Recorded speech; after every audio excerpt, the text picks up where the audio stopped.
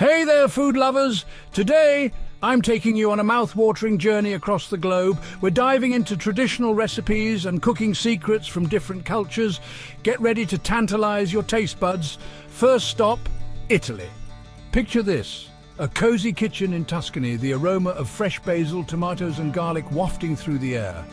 We're making the classic spaghetti carbonara. It's a simple yet incredibly flavorful dish. The secret? High-quality ingredients and timing.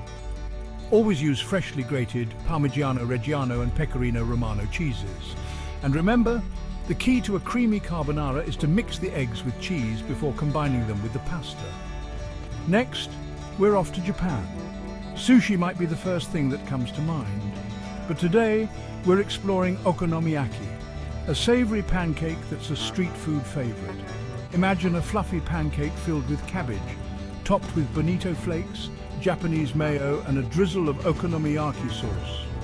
The trick here is to get the batter consistency just right, not too thick, not too runny. And don't forget to flip it gently to keep it intact.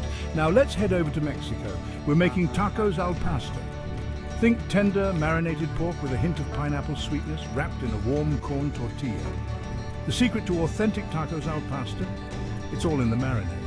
You'll need a mix of guajillo, ancho chilies, garlic, vinegar and spices. Let the pork soak up all those flavors for at least 24 hours before grilling. Next, we're traveling to India.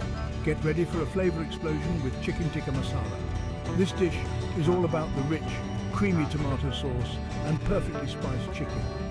The secret? Marinate the chicken in yogurt and spices overnight. This not only tenderizes the meat, but infuses it with incredible flavor.